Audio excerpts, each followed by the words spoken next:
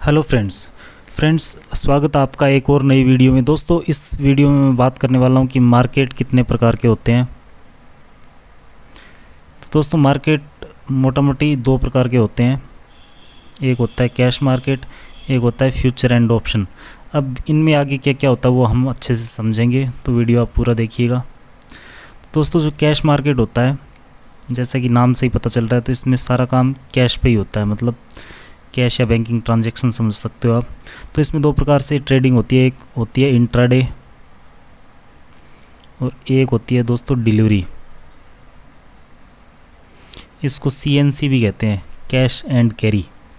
तो दोस्तों जो इंट्राडे होती है, इसका मतलब जैसे कि आपको नाम से ही पता चल रहा है, इंट्राडे जो होती है उसको कहते हैं कि आप जैसे मान लीजिए कोई शेयर जो है वो सुबह खरीदते हैं, जैसे 9:15 बजे मार्केट खुलता है, तो आप अगर मान लीजिए 9:15 बजे कोई शेयर खरीदते हैं तो वो एक दिन में आपको बेचना ही पड़ेगा।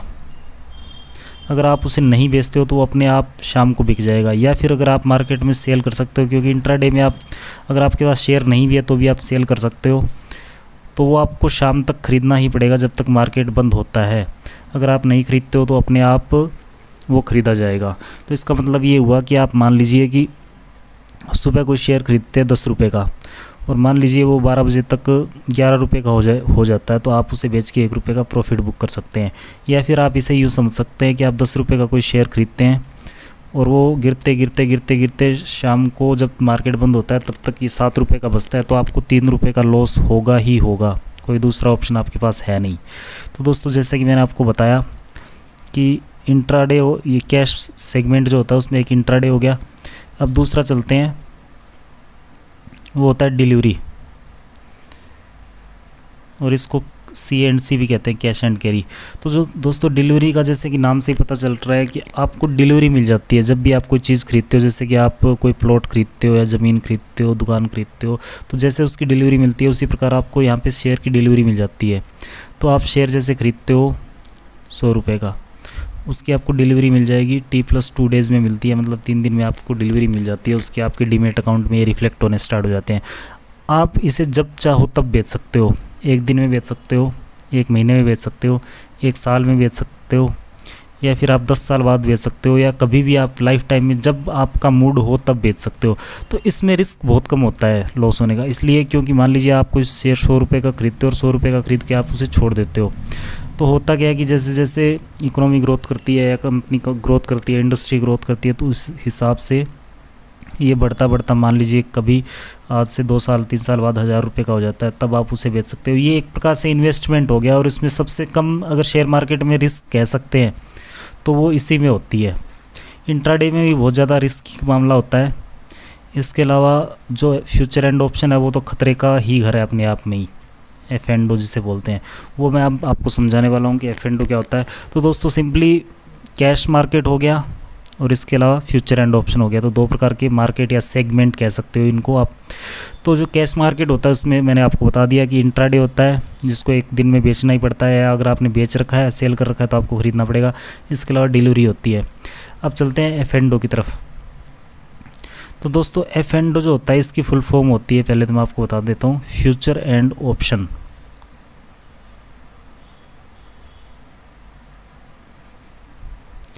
और आप इसे यूं भी कह सकते हैं कि ये एक प्रकार से सट्टे वाला मार्केट हो गया अपने आप में।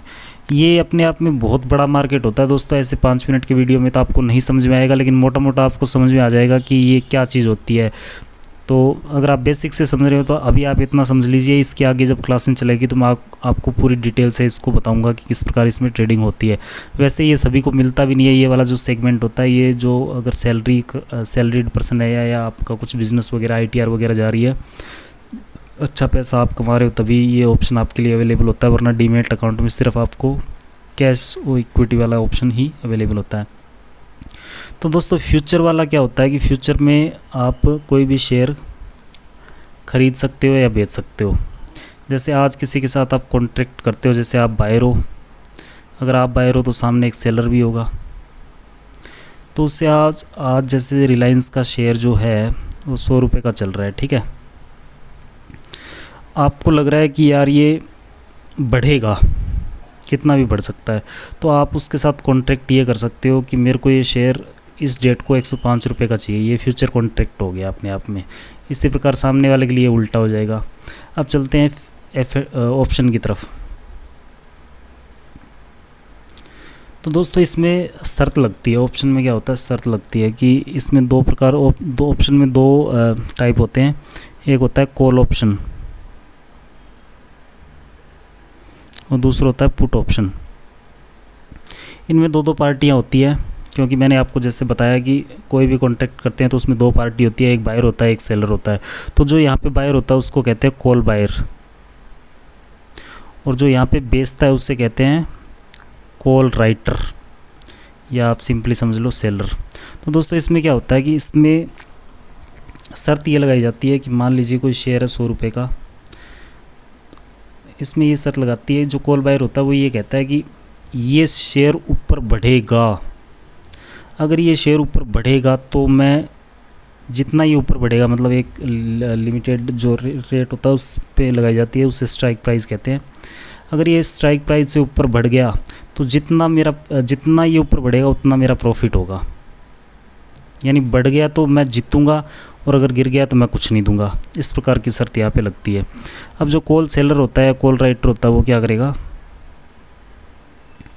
अब आप कहोगे कि चलो ठीक है, कॉल बायर ने शर्त लगा ली कि जितना बढ़ेगा उतना वो प्रॉफिट ले जाएगा, लेकिन फिर सामने वाला कॉन्ट्रैक्ट करेगा ही क्यों। तो सामने वाला कॉन्ट्रैक्ट क्यों करेगा वो मैं चीज़ आपको बता रहा हूँ। वो दोस्तों इसलिए करेगा कि जो कॉल बायर होगा वो ये शर्त लगाने के लिए एक प्रीमियम देगा, जिसको ऑप्शन प्रीमियम बोलते हैं, और ये वन टाइम पे किया जाता है। और वो किसको जाता है, वो जाता है कॉल सेलर को।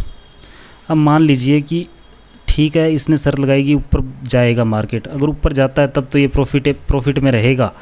पर अगर मार्केट ऊपर नहीं जाता है, लॉस हो जाए, मतलब मार्केट जैसे 100 पॉइंट पे चल रहा था उससे नीचे रह गया या 100 पे ही रह गया, तो क्या होगा कि ये जो इसने ऑप्शन प्रीमियम दिया था इसको घाटा हो जाएगा, और ये ऑप्शन प्रीमियम जो है वो कॉल सेलर के पास आ जाएगा, उसको इतनी इनकम हो जाएगी। बाय द वे मार्केट ऊपर चला जाता है तब इसको ज़्यादा फ़ायदा होगा, और जो कॉल सेलर होता है वो घाटे में चला जाता है। तो ये तो हो गया कॉल ऑप्शन का। अब मैं बताता हूँ पुट ऑप्शन का क्या होता है। पुट ऑप्शन में दोस्तों सेम इससे उल्टा होता है, एक प्रकार से कहें तो इसमें नीचे जाने की शर्त लगती है।